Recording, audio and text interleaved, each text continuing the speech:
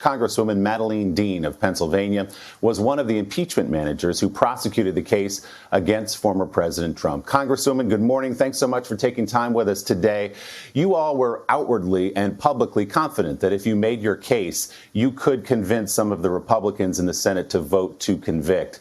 But now that we have a verdict, now that it's over, looking back, did you ever really have a chance with a group of Republicans who long since had pledged their allegiance to President Trump?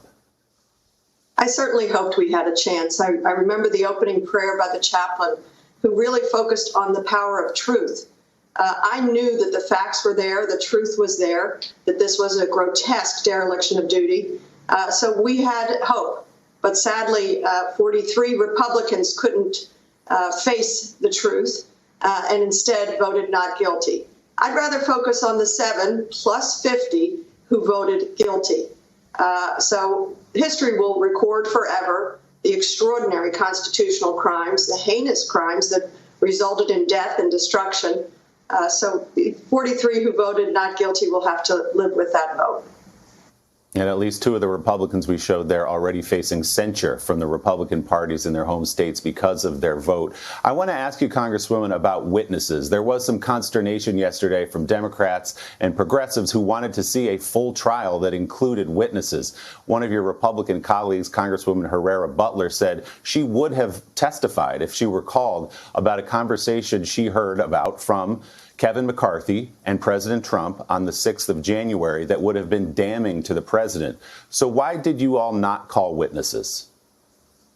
Well, first of all, I would argue with that premise. You saw that everybody in that room was witness to what took place. The world witnessed it. The evidence showed witnesses speaking of their own experiences, whether it was police officers or insurrectionists or Capitol Police. What I do think is that what we didn't need was more witnesses. We needed more Republicans to care, Republican senators to uphold their oath and recognize the truth. I don't think witnesses was the problem. And you did see that what we were able to do, and I give the representative great credit. She came forward with that statement and with that memory of the conversation that revealed the state of mind of this president when he's speaking on the phone and members of Congress are begging for help as we were under siege. He turned a blind eye. He enjoyed it. He delighted in it. It very much showed his state of mind. So we had plenty of witnesses. We just didn't have Republican senators, enough of them, willing to stand and say guilty, which, of course, the president was guilty of all of this. As you say, Congresswoman, everyone in that chamber, including yourself, was a victim. Everyone in that chamber was a witness to what happened on January the 6th. So how does it feel after prosecuting a case which even Republicans who voted against conviction said was a good one that you all made in those 2 days? How does it feel knowing that President Trump effectively got away with it? He didn't get away with it. What I will say, Willie, is I am so honored to have been a part of this team of 9, of course, supported by many more than that.